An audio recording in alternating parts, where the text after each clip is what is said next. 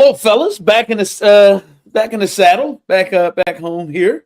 Was on the road last week in Indy. Feeling good. By the way, nice town. Nice town to hang out a little bit. I mean, I don't know if I want to go vacation there, but nice little town, right? It's a good I live in St. Louis, so we're Missouri. 4 hours away. Yeah, the Missouri side. And it is a good weekend visit. You can go there, you can go to Memphis, you can go to Chicago, you can kind of go all around the Midwest area in 4 hours. It's one of those towns that it's good for 2 to 3 days, and that's kind of what you need. Really? I didn't know it was that close to St. Louis. How far is Memphis from St. Louis? 4 hours. Really? Okay. Because Nashville is about that. Nashville's 5-ish, but yeah, they're all kind of similar. I don't know, Steve. I've done Nashville pretty quick. I'll tell you that. I've done going to school to Murfreesboro, taking that drive to Kansas City, St. Louis was like the halfway point. I'm gonna tell you, I've done St. Louis under 5 every time, and not just under 5. Just put it like that. How much has Nashville changed since you lived in Nashville, Ron? Not even the same. When's the last time when's the last time you all been to Nashville? I went last summer, so I've been pretty recently. Yeah, not to the draft. Okay, well that's been a while, but it's not even the same. Even in 2019 when we went to the draft, not even close. It's crazy. I mean, it is insane because I was there from 2003 till 2008, and it's not even close. Not even close to the same of what it was. It is insane how that in Austin, Portland, those cities have grown like crazy time. Crazy. All right. This Rashee Rice news came down, and I'll be honest with y'all. This is the second time that the Chiefs have pulled this off with a receiver.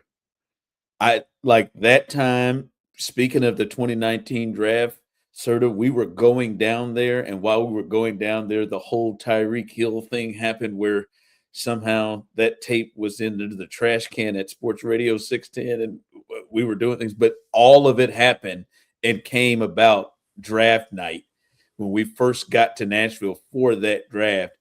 And we were sitting there, I mean, certain with his history, with everything, what was said and heard on the tape, that he was going to miss. I mean, not just missing time. We may have reached the end here with the Chiefs, but the Chiefs held on, and somehow he met with the league and everything, and he didn't get any time, just like Rashee Rice. None of that happened. We're talking about Rashee Rice with his history with things, and that came out. Rashee Rice just coming off of being suspended 6 games. Then the following offseason, there's more action. You figured I don't know if he's going to shake himself out of this. And then as floored as I could be, they came back and said nothing. Bam, here he goes. And now he's doing videos where he's talking about Carnell Tate with Thornton. It's just that comfortable. Here we go. First off, fellas, I am floored that Rashee Rice is just, all right, that's it. Okay. I mean, we'll see. I mean, I would hope that he did not do the things that he was accused of doing. And I would hope she didn't just make up the things that she accused him from doing, because it's terrible on either way. But it looks like nothing has happened. They didn't feel like they can find anything. And I will just say this, and let those of you on YouTube, please like and subscribe. We appreciate you. Please like and subscribe, hang out with us, and help us out. But you can respond to this too. See, for me, the Rashee Rice news changes nothing on how I'm approaching things and how I'm approaching the offseason, how I'm approaching the draft. Maybe the offseason from a free agent standpoint. The Tyreek Hill thing feels a little further away now that he is there. But how you're walking into the draft, I don't change anything, because yes, he slid himself out of this one. But dude, it is hard for me to think you can feel comfortable trusting him with any kind of long-term thing. Even up to this point, there would have to be now luckily for him, he is with the franchise that appears to have a type. And they will be a little bit more lenient and comfortable in dealing in the unknown more than other organizations would. Because if he was a Houston Texan, he'd have been out of here a long time ago. All right. So that works for him, but I still don't think if you're Andy Reid and Brett Veach, you're sitting there thinking, man, we're going to invest something in this cat long term. And you can assume at times, like, man, I don't know. We got to operate and still try to find our guy. Because when he's right, he can be one of the best receivers in the game. We've seen him have that stretch before Patrick injured him personally. But to me, if you were thinking, boy, Tate or Jordan Tyson or whatever, they're at 9, this to me doesn't shift your thoughts. Or if you were thinking receiver early, it doesn't shift your thoughts because to me, I don't think you're all right. Long term, he's young, but our receiver stuff is solved. No, I don't think you can trust Rashee Rice. So it's a tough spot because I think it changes things significantly for 2026. I do not think it changes the need at wide receiver in 27 and beyond. I don't think you can trust him to be good to go in the future. He's just not somebody that's clearly trustworthy at this point in his career. And like the franchise tag next year, this year's franchise tag for wide receivers was about $27 million. I don't think that you can expect to spend $27 million guaranteed on him next year either. So I just don't think you can assume he's going to be back next year, which means I still think you probably need a wide receiver in this year's class.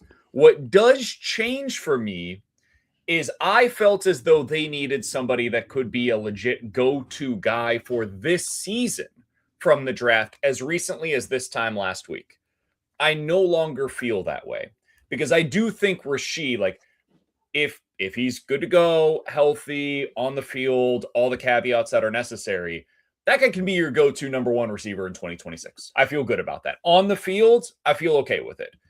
Off the field is a different conversation, but right now, at least, it seems as though that's not a complicating factor here. So I do think it changes the need for a wide receiver in the first round. I no longer feel like they need to get one there.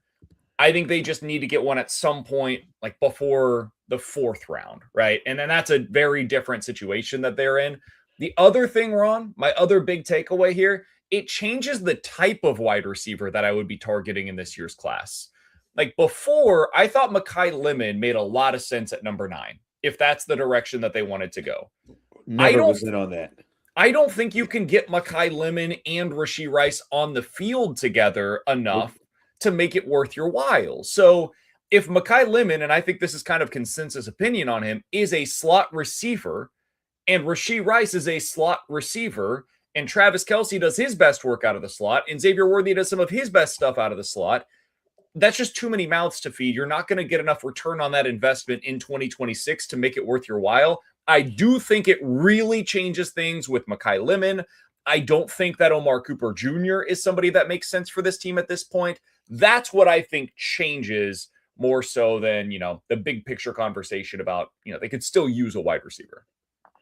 Yeah, I think to me, I would, if it were me, the plan was if I was going receiver, I'm going after, especially early at 9, I'm going after somebody that I think is going to have a chance to be a number 1 receiver. Because I think that still has to be in the mindset of what you deal in the future. Because, they have to be one more of these Rashee Rice's things coming to be true that he doesn't shake out before they've got to start thinking about moving on, right? Like, we'll see. I know Tyreek was able to slip into like a, one of those wink 3-year deals, but it was one of those deals where you can probably get out of it, relatively soon after 1 or 2 years, and it wasn't as long term when he first got out and they gave him like $20 million or something like. And maybe that's something that happens down the line. But I was never in a Lemon thought process because I feel like if the Chiefs were going to get Lemon, they'd have to get him at 9 because I don't think he's going to be there at 28. And I didn't think the slot receiver if their thought was we still need to get a weapon, and let's say like Peter Schrager had Jordan Tyson at 9 to them this week, that to me, the Rashee Rice thing doesn't change that. It does not change that to me, because I think you still have to operate with it. And if Rashee Rice can be good and chill, and that's great for the next couple of years or next year or whatever. But I don't think you go into it and say, all right, whoo, bam, we got our guy. Like we can look at this wide receiver group different, Serda, because we have the hierarchy of our guy. Like I think you could probably do that at left tackle, right? I think there are some positions where you're like, all right, whoo, we got our dude there. We're good. I don't think you can just breathe and say we're good with Rashee Rice. Yeah, I mean, I think that there has to be a long-term plan in place now. And I mean, I'm still hopeful that you're going to get more out of Xavier Worthy, but I don't think any one of us thinks, even if Worthy finally like lives up to his full potential, that he's all of a sudden a number one wide receiver. Like that's just simply not what he is. But I do think that Rashee, it's a difficult situation with his off the field stuff, but then also like there's a lot of potential that hasn't been fully grasped like in any way outside of a handful of contests. We've seen it in just these small, tiny sample sizes where it's like, we know he could be that, but then it's like, okay, is he going to be healthy? Are the Chiefs going to be good? Are they going to put everything together? And is there not going to be any distractions because he can't keep it together off the field and be a professional athlete? And so I do think that you should start planning for the future, but I do think that the other needs are so much bigger now that that's not a move I feel like you can make with the number 9 pick, but it's a move that I would be fine with them making it 29 or 40. And hold up real quick for both of you. Like wide receiver, does this take you off the books at wide receiver at 9? I think every answer in the draft should be it depends. It depends how the board lays out, but I'd be pretty surprised if I am most enticed by a wide receiver at number 9 overall. And I'm definitely not trading up for Carnell Tate at this point in time. Yeah, that's the way that I personally view it. And I think Carnell Tate is going to be like a solid player, but I don't think that Carnell Tate is like going to be like a legitimate alpha wide receiver one. And maybe he does turn into that, and I'm totally proven wrong. But I just don't think there's any wide receiver in this draft class that I'd be like, that guy's a home run pick. But like, but what's his face that you like Jordan Tyson, like at 29, like if he slides because of the medicals, I'd be cool with that at 29. Hell, Ron, I'd trade up for him from 29. I'd be willing to use another pick with 29 to move up to get Jordan Tyson if he's having that moment where it's sliding, kind of similar to what they did for Trent McDuffie. But no, I'm not taking Jordan Tyson at 9 now. Like there's too many questions about him. He's got the injury concerns. There's now a lot of conversation about, is the guy soft? Like that stuff that exists with him. I don't feel the need to pressure myself into a wide receiver at number 9 overall the way that I did this time last week, where last week I just would have talked myself into it and be like, you know what? We've got to do it because we can't count on Rashee beyond this year. And I'm not even sure if we'll have Rashee this year. Meanwhile, if you get to 29 and like Casey Concepcion is there, I'm intrigued. I could do that. You get to 40, Jeremy Bernard is there. All right, sure, we could talk about it. You get into the like 3rd round, Antonio Williams is there. Sure, yeah, I'm into it. Elijah Surratt's there. Yeah, okay. Like I'm not opposed to taking a wide receiver. I just at this point don't feel the need to do so at 9. And I think where that conversation really begins is in the 20s. Yeah, Winston here on YouTube. Please, if you're on YouTube, please like and subscribe. Winston says, what do you guys think about Casey Concepcion, or is that too many slot guys? No, I'm with you. I think he's a playmaker. I think he's a potential playmaker and a game changer. And you got to remember with Andy, he'll have 4 of those guys that are like that. I mean, Hollywood, Worthy, 3 Thornton, they were all like that type of player. He'll run DeAnthony Thomas out there all at once. He likes having guys, that many guys, that body type. And I think Concepcion can play outside. That's one of the big differences between he and like Mekhi Lemon. Mekhi maybe could. I'm pretty confident Concepcion can. Whereas Lemon, there's at least a risk that long term he is almost certainly going to be primarily at least a slot receiver. Concepcion, I think, can primarily live on the outside for at least this year. And then maybe next year, when Rashee's gone, you can move him more into the slot. So that's less of a concern for me with him. I'm just simply saying, like, all right, if you love Jordan Tyson and you really liked Jordan Tyson, or you love Carnell Tate and you really like Carnell Tate, whatever. Hell, I don't love Lemon, but if you I don't love Lemon like that. But if you loved Lemon and going into it, that's what you were going to potentially look at. And if you were saying to yourself, there's a certain amount of players, and if Lemon is there, or if Tate or Tyson is there, we would pull the trigger. To me, this shouldn't stop you from doing that. Yeah, no, I agree. That's all I'm saying. Doing it if that's what they view as like being the best player. But I view it similarly to like the Sonny Styles conversation. Do the Chiefs have to add a linebacker? No. But if they're blown away by Sonny Styles and think that he's like clearly the best guy on the board, go ahead and take him.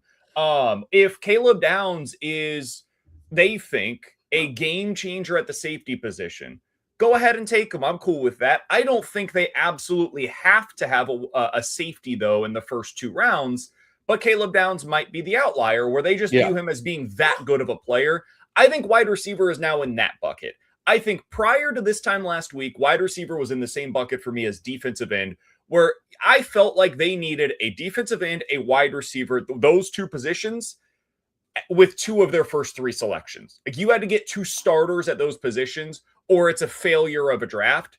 I now do not feel that way. Defensive end, I still do. Wide receiver, I no longer feel that way. I just don't feel like this is like a Jeremiah Love and Kenneth Walker situation. Like Jeremiah Love is just not going to be an option because you have Kenneth Walker and you've invested a lot in Kenneth Walker, and you believe that Kenneth Walker could be somebody from a running back position long term because you have made the move. I don't feel that way about Rashee Rice. Right? I think they could still be in the space. I'm glad you brought up those guys like Sonny Styles and guys like Caleb Downs, because the Chiefs obviously have pick 9, and that's the big one that we're wondering what they're going to do, because they're liable to do anything, right? They may move up. I could see them moving down to get more picks, to maybe there's a group of players that they feel like they can get into. If they do stay in the top 10, we have been consistent on this show and what we have said, and that is, for me, it's the hell with positional value, and I know some people will disagree with that. The hell with positional value at 9, all of that. You got to find a dude.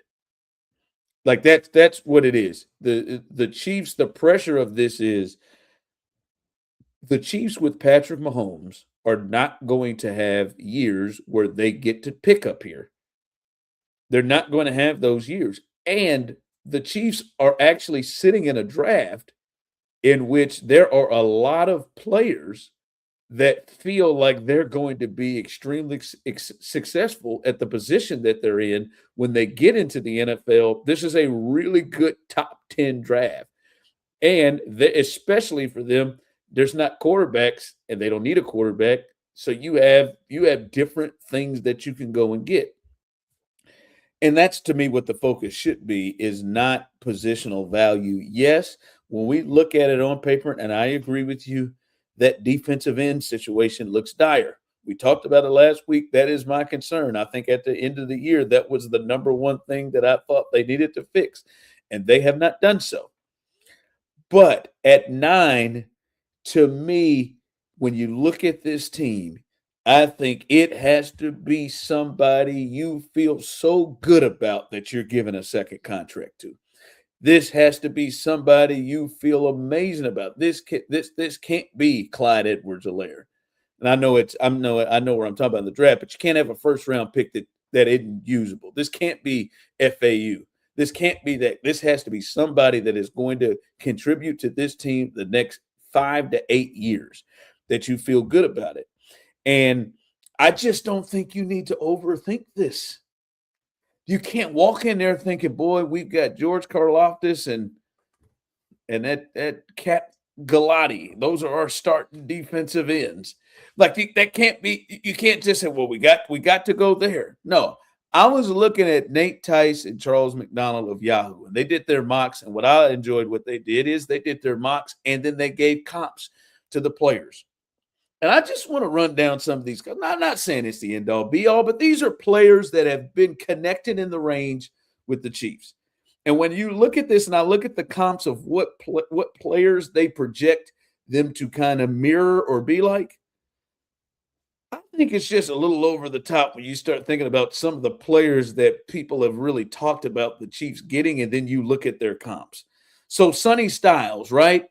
That might be the player, you brought it up positional wise, BK, that might be the player that people least look. I mean, you don't take no off-ball linebacker at 9. You don't do that in the top 10. How important is that? You got Nick Bolton. You got Drew Tranquil still there. Like, you don't do that. They got Sonny Styles comp to Fred Warner. Sort of, how long has Fred Warner been the best linebacker in football? I mean, we're sitting at 5 years easy. Is Fred a Hall of Famer? Am I? Yes. Yeah, I mean, I think he's the best linebacker of this generation. Yeah, okay. Best linebacker of this generation. I'm not saying Sonny Styles is that or going to be that, but damn it, they ain't comping him to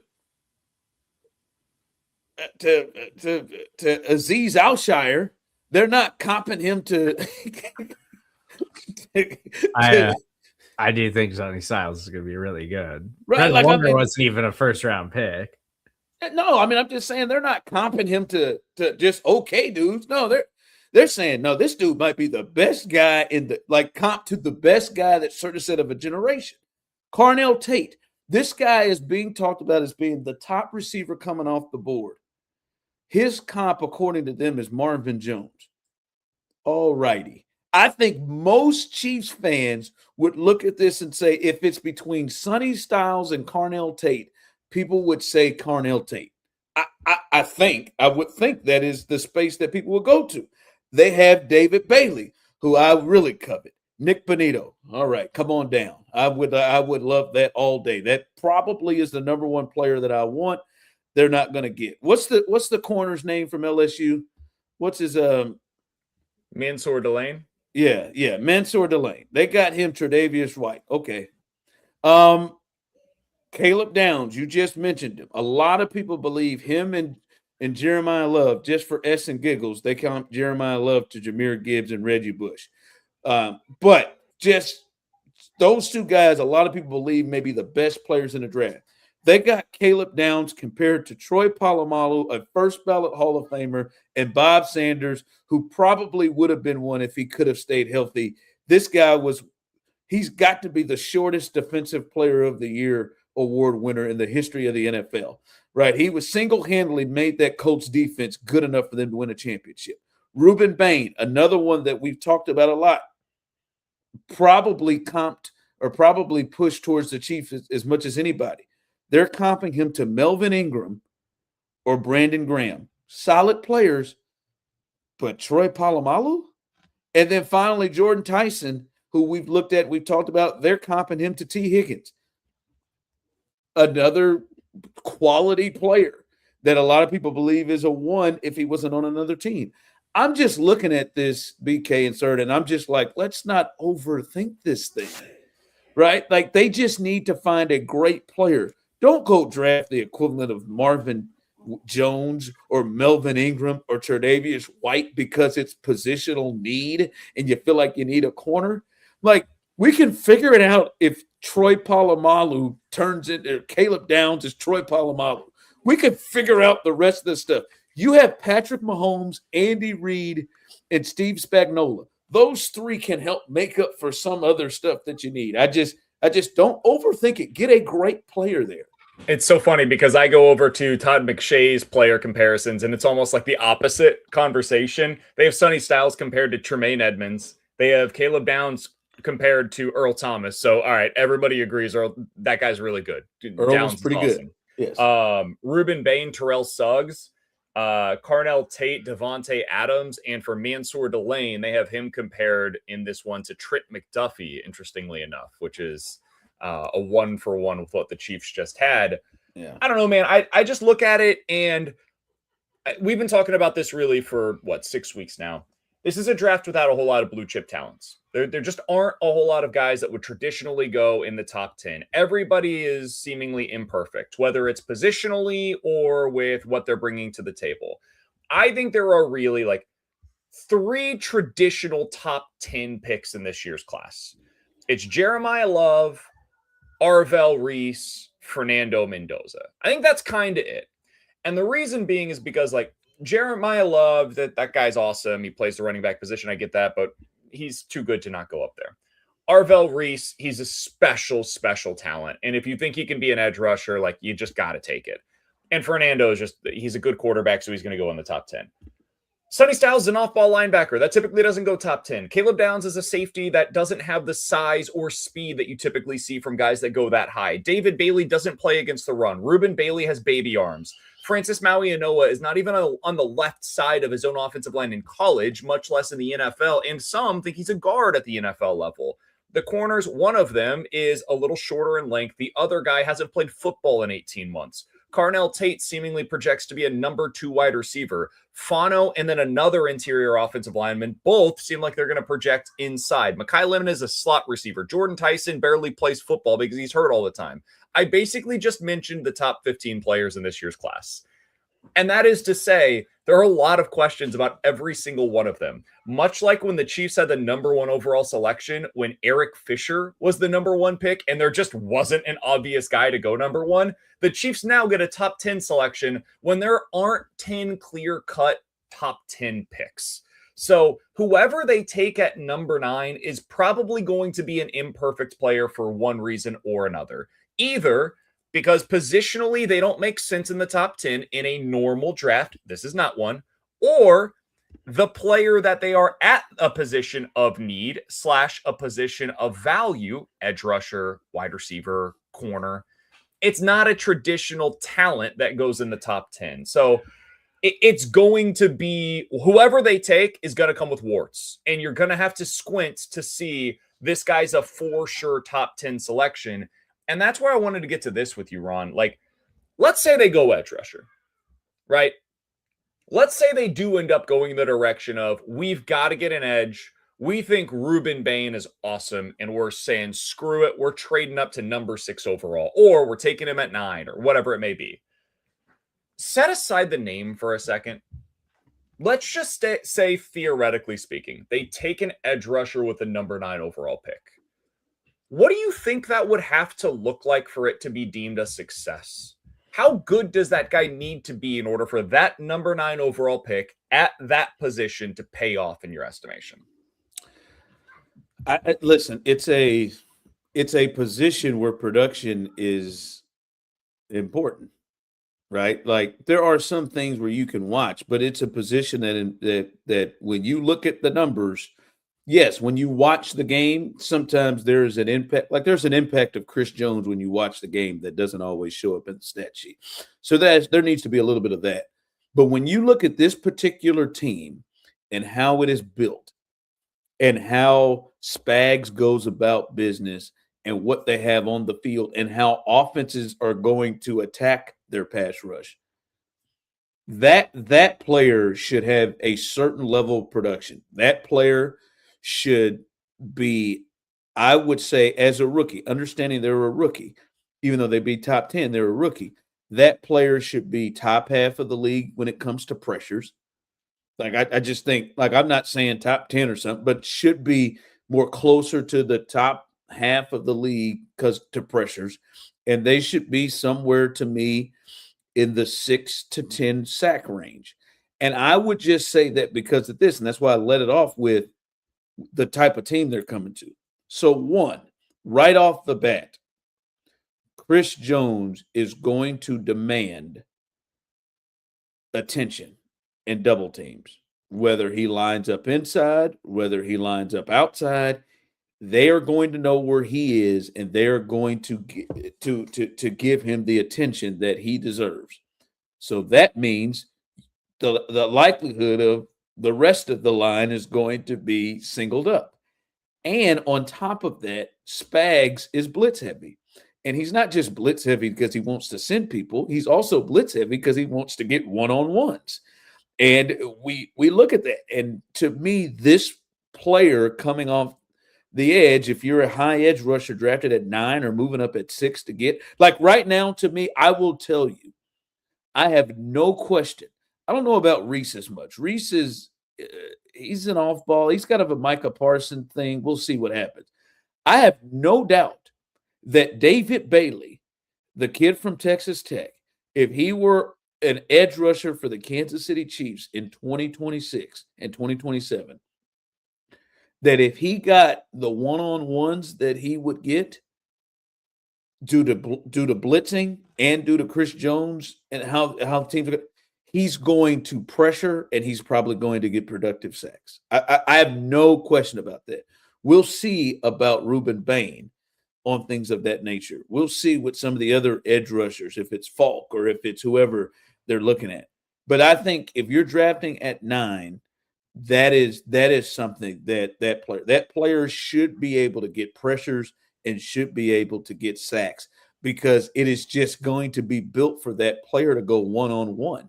Just like I think for George, the same kind of feeling. It's built for that player to go one-on-one. Oh, so you just brought up what I was about to ask you. You said the 6 to 10 sack range is what you would expect. As a rookie. George Karlaftis in his career has 6, 10, 8, and 6 sacks. If I told you the guy they pick at number 9 overall, that's what you're getting out of him in his rookie deal, is that a success? His rookie deal? That the first 4 years, because that's what this is. Like No. that would basically be their rookie contract. 6, 10, 8, and 6 sacks, so 30 sacks over the next 4 seasons. No, I 6 to 10 in year 1 I would accept. I would think it should rise more and more. So it should be better than George. And sometimes, I do think sacks, getting them on the ground is important because it finishes. But pressures, what does the pressures look like too? For example, Will Anderson is a guy that had like 9 sacks as a rookie, but he was also like 3rd in the league in pressures. Like Will Anderson has never led his team in 3 years in sacks. Danielle Hunter leads their team every year in sacks, or at least the last 2 years in sacks.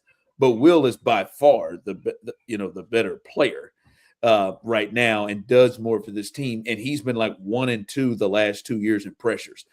But you do need to result in sacks because it is just set up and built for you. Like until you become the player that they feel they've got a double team, right? And it to me, it needs to be. So yes, you have to be more productive than George Karlaftis. And the right? reason, George is, go ahead. The reason I'm asking that is because I don't know that these guys are capable of that, man. I like Ruben Bain a lot. I really do. I think he's a good football player, and I think he's going to hold up against the run. I think he's going to be powerful. If you want him to set a strong edge, I think you're going to be really happy with that. If you want him to be at the next level, what George Karlaftis has been for the Chiefs, and you would deem that a success, if you take that at number 9 overall, I think you're going to be really happy with the selection. If, like you just said, Ron, that's good for year 1, but there's going to have to be more there after that first year. I have real reservations as to whether or not that is a realistic path for Ruben Bain. And so that is why I go back to, I don't know, man. I think he would be a good pick. Is he worthy of the number 9 overall selection, given how lofty the expectations will be there? That would make me a little nervous. I'm not sure that he's going to be able to pay off. And I'm not sure that the gap between Ruben Bain at 9 and the defensive end that you're going to be able to get in the 20s is big enough to justify taking Ruben Bain at 9 or trading up for Ruben Bain at 6. And so that would lead me more into the conversation of, all right, do you look at a Sonny Styles? Do you look at a Caleb Downs? Do you look at one of these corners?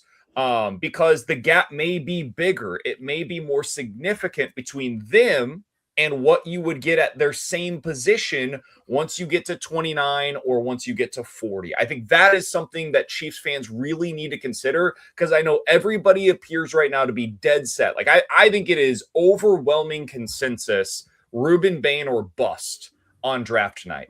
And I just don't agree with that sentiment whatsoever right now. Well, Serda, I don't see that. I think Ruben Bain, the only reason why I would think Ruben Bain is a better player than George is I think Ruben's going to be better against the run.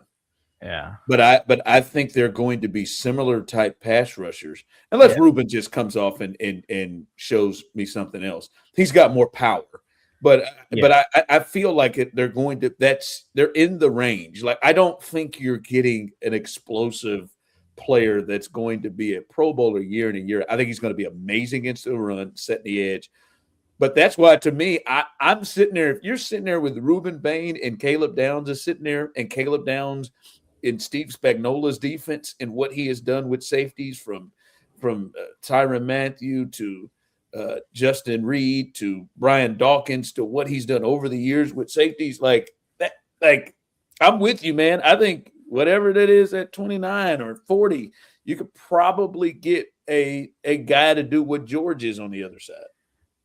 And like I said last week, if they draft Sonny Styles at 9, like, I'd be pretty happy with that, because I think he is like a perfect modern day linebacker, and he is the athletic type of linebacker that the Chiefs just have like never had. Like Derek Johnson was pretty good, but Derek Johnson wasn't even bringing what Sonny Styles is bringing to the table with his athletic traits. And so I'd be happy with that. But it does seem like as we're getting closer and closer now, it's like, I don't know if this is, team buzz or whatever, like Ian Rappaport saying that the Chiefs could be interested in like moving up.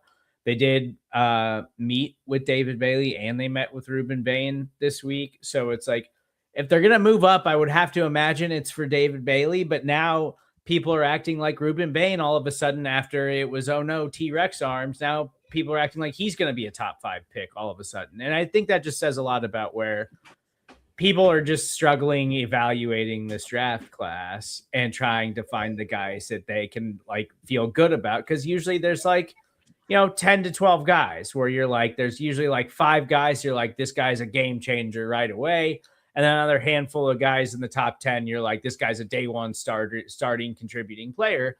And that's not necessarily how it is. So I would be fine with Caleb Downs at 9 too, if he winds up becoming a generational safety. Like, to me, that's just what it is. It's like you need a bona fide day one contributor. And then if that player manifests into a superstar, that's even better, obviously. Like, I just like, if it's David, I don't know. Do you feel the same about David Bailey? Because you said you don't think any of these guys are guys that in this draft that will move past the 3-4 year mark of what George Karlaftis was. I feel different about David Bailey. That's not what I meant. I think Ruben Bain is the guy that doesn't. Ruben. I think for him, if you had the outlook of he's going to be significantly better than George Karlaftis as a pass rusher, I'm just not sure I see that. And based upon everything that I'm seeing out there from the other people that know far more about this than I do, it seems like the consensus among the draft scouts is they don't see that. Bailey's different in that his warts are the opposite of Karlaftis. Like, he's just really bad against the run. It's entirely possible he doesn't play on first down in Kansas City. Like, that's the stuff that makes me nervous about him. Is we've seen this before where the Chiefs will add an edge rusher who's not very good against the run, and then they just don't see the field. So what is it going to look like for Steve Spagnuolo, who really values that size and ability to hold up against the run from the edge? What's it going to look like if he adds a David Bailey to the edge? I don't know, but I do think he is the edge rusher in this class that has the highest upside. Yeah, he's one to me that could be he in his career could have a 15 sack season. That's at least there somewhere. If they moved up to get him in the draft, which is how they would get him, I don't know that he's going to fall. I'll take it. By the way, it seems like the consensus this week is that he's going number 2 overall. So all of this may be completely moot by the time we get there. But if they moved up to get him, most certainly he's seeing the field. Like if they moved up to get him, he's seeing the damn field, whether he could stop the run or not. But no, I just to me, it's like if you're sitting there with a guy like Ruben Bain, I don't know if. I mean, I could make an argument his teammate on the other side may have a chance to be a guy that gets more pressure, like as a pass rusher. I mean, Ruben, I think they will love Ruben because of how complete of a player he is. But if you want that, just get Keldrick Falk in the 20s. That's the thing that I struggle with. Like Keldrick Falk is that same prototype, but he's younger, he's bigger, he's potentially more athletic. And you can get him later in the draft. Like, I know everybody hates Keldrick Falk and loves Ruben Bain, but I think it's just because this past season, Falk didn't have the sack numbers, and Ruben Bain went on that crazy run in the college football playoff. If you ended the season at the end of the regular season and didn't play, I know this is impossible to do because they did play them, but didn't play the college football playoff games, I think the consensus would be a lot closer on Falk versus Bain than what we're doing right now. Now, my thing is with Ruben, because he does kind of remind me of this player just mostly because of the motor and the physical aspects of him. I thought it was going to take a little bit for Will Anderson in terms of his pass rushing technique, right? Like at Alabama, it was a lot of just powerful driving people back bull rush. There was to me concern of will he have enough moves to do that. Quickly went out of the window. He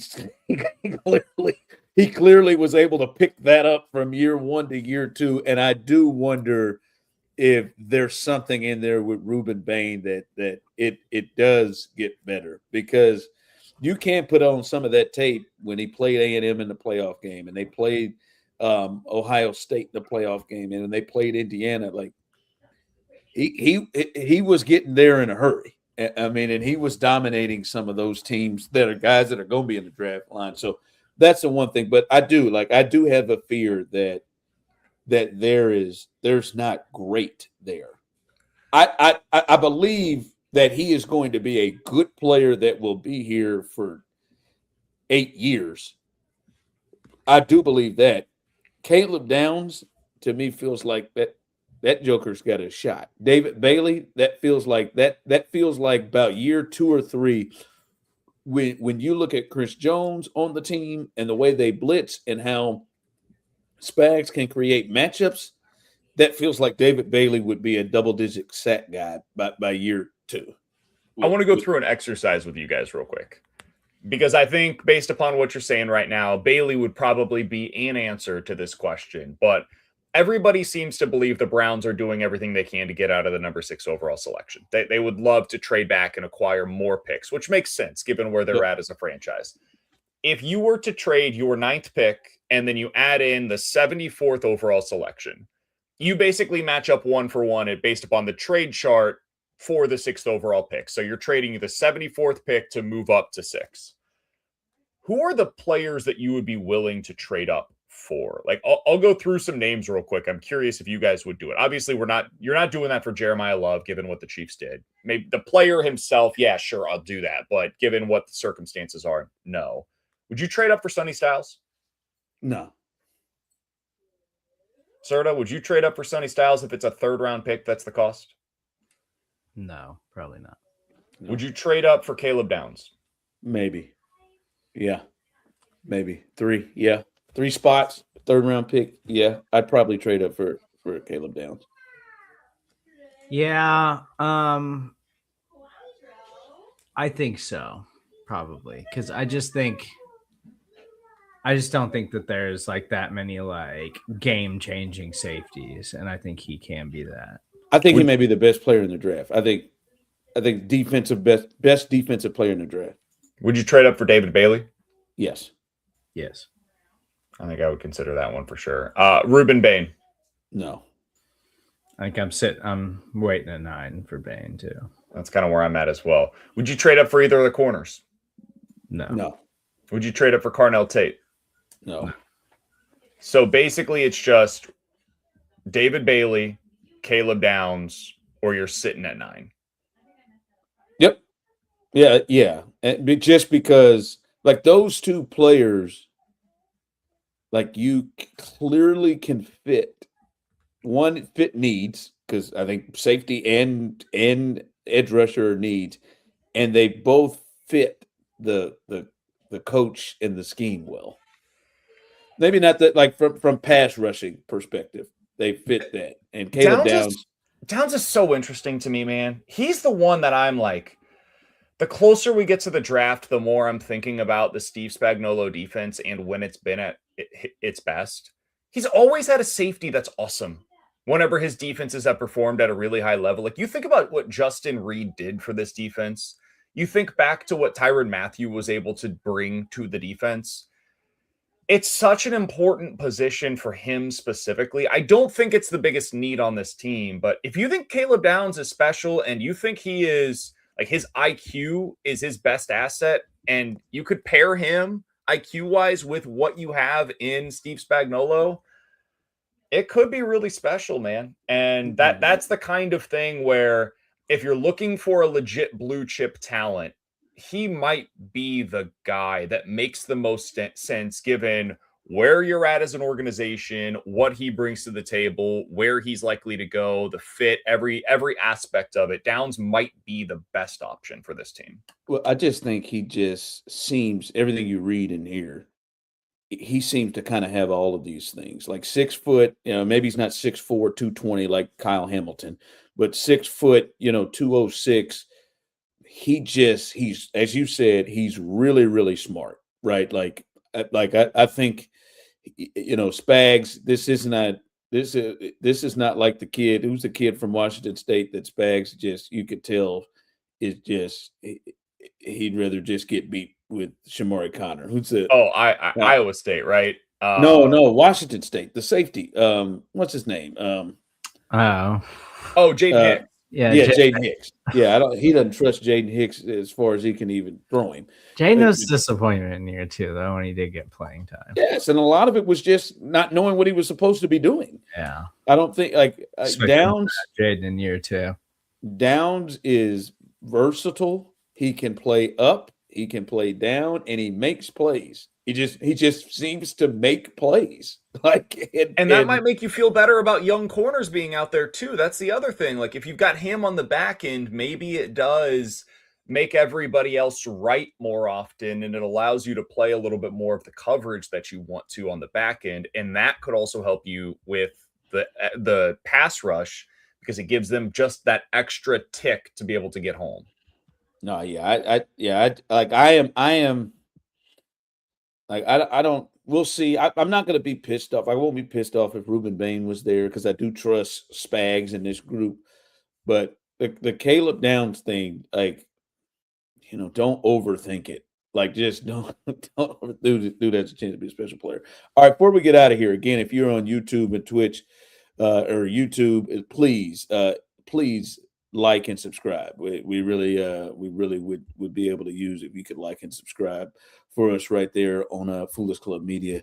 Share it with the folks. But before we get out, Jawaan Taylor found a new home. We've kind of talked about it, looked at it a little bit, and just like, Jawaan Taylor's not there. I've heard, or is on the block, doesn't have a team. I've heard some guys and people within the Chiefs conversation pool talk about, I wouldn't mind bringing Jawaan Taylor back, have them and Jalen Moore compete against each other. Well, that's not happening, and clearly it wasn't going to happen. And we look at it, and the Falcons, who just had their right tackle up and retire out of nowhere on them, still a young player, retire. The Falcons and Jawaan Taylor have agreed to a 1-year. Now, tell me the truth from both of you. If I were going to say and read this, the Falcons and Jawaan Taylor have agreed to a 1-year deal. Your thoughts would have been, it's worth what? $10 million with the upside of up to 15. Yeah, I would have thought he's getting at least $10 million for a single season as a step right in, be your starting right tackle kind of player. Obviously, you all know he got that half of that. He got $5 million, a 1-year deal worth $5 million. And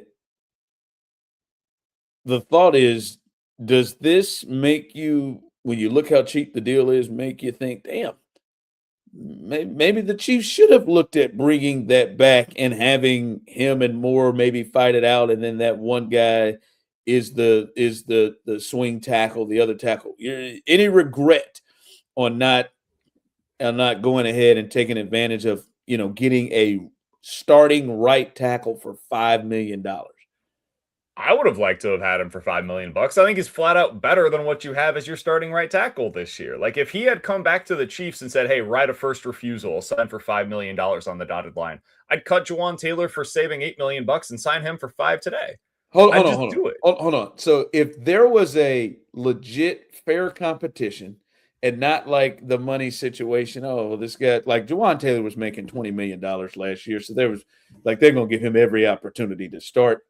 But if there was a legit competition at right tackle between Jawaan Taylor and Jalen Moore, you think Jawaan Taylor would show to be the better player? He is a better player. Yeah, definitely. Right. No doubt about it in my mind. You just said, really? Then that's a real thought then to have brought him in for $5 million. Yeah, I don't think it's a doubt. I think what they are probably thinking, and Serda, I think we had the same thought on this.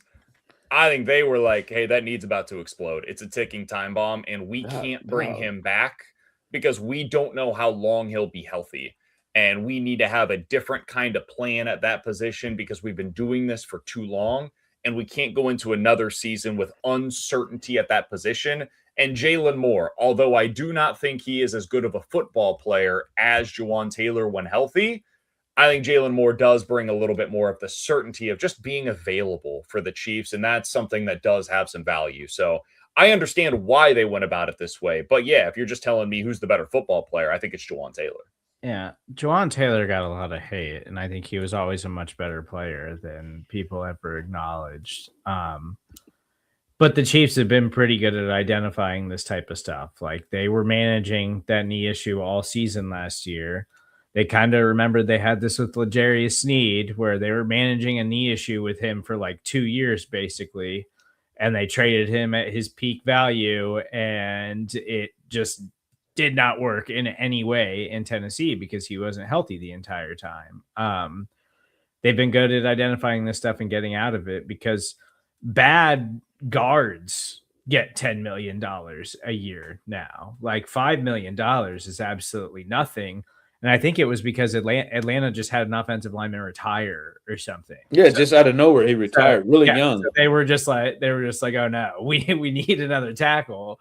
And so they just signed Jawaan Taylor. But the fact that he only got that means that had to have been the only offer that was on the table for him. Yeah. Yeah, that's the thing. So I think he probably is right now the better tackle. I think it rang very true. I do think he had an inside track with the money he was making, but Jalen Moore was making pretty good, decent money too. And he clearly was the guy, even with the knee. He was clearly the guy that the Chiefs were going with, even with his pre-snap penalty stuff. I mean, good Lord, Travis. We saw Travis lose it on him a couple of times, but I don't know that I'm 100% sure that he would clearly stand out to be the best tackle. That's the thing that I brought. I will say this real quick, Ron. Jawaan Taylor is not as good of a run blocker. Yeah, but the stuff that's more valuable is the pass blocking. So, yeah. So I don't know. I didn't get remorse. Right. I had a couple guys in my friend group, in my other friend group, text as soon as that happened, and they were like, "Man, $5 million, we should have brought him back for that." Like talking about, man, EB would have helped him. Like, I mean, it's just like, all right, man, Eric's not a miracle worker here. Like, he ain't gonna work that knee out. I don't know. I'm not losing my mind about it. It would have been crazy great depth like last year, and nothing that you thought could happen, but I'm all right. Ron, before we get out of here, did you read any of Nate Taylor's piece this week on Andy Reid and the changes that they're making? I didn't. So he basically said, like, yeah, hey, listen, Andy's been doing this a long time. He's not going to change his stripes. Like, he's going to be the same guy. They're making some marginal changes, though. Upgrades on the coaching staff, hopefully some upgrades in the personnel, and they believe that's going to be enough to put them over the top and get them back to where they once were. I've seen a lot of Chiefs fans read this, and they were like, see, he was never going to make the changes that were necessary. It's like, yeah, guys, of course he's not going to make wholesale changes. I know we've been talking about this for a few weeks now, Ron, but it's just driving me bonkers that so many Chiefs fans seems to believe that Andy Reid, one of the best coaches in the history of the NFL, needed to completely change his scheme this offseason, should have and maybe needed to, in order to get this thing back on track. It was never going to happen. I don't believe it needed to happen. He's going to go out, if he's going to go out, on his terms. He's going to go down with his offense as he's been running for 30 years in the NFL. So, no, he was never going to suddenly adopt what they're doing in Chicago or what they're doing out in LA or San Francisco and acknowledge that other people are better at this than him, because that's not the way that Andy Reid operates. So I just wanted to get that out there, because I was honestly surprised by the criticism. Maybe not surprised. I was taken aback by the criticism whenever I saw some of the reaction to that piece. Yeah, I just, boy, I mean, maybe people need about 3 or 4 weeks to get out of there, because right now it's like crazy stuff. Like, people want Clint Kubiak more than they believe in Clint Kubiak more than they believe in Andy Reid right now. Like, people believe in like some of this stuff. Like, it's crazy. Yeah, man. He's not going to run the exact same system. He's going to tweak some things. He's going to do some things. But Andy Reid, like, unless you believe Andy's an idiot, right, to think that Andy also can't self-evaluate things and won't change things. I've said this from the jump. If you think that this offense is exactly the offense that he ran in 1999 when he got to the Eagles, you're insane. He's probably had to make some tweaks with rule changes. He's probably had to make some tweaks with the way defenses are doing things. He's done it. We've seen him over and over again. We've watched him do it multiple times here in Kansas City. It is, I just think about 5-6 weeks into the season, people are going to be like, oh, damn, okay, forgot about that. Forgot about that guy.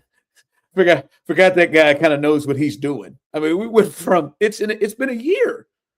It's been a year. It's like, God, man, they needed to bring in Cliff Kingsbury to call plays. What?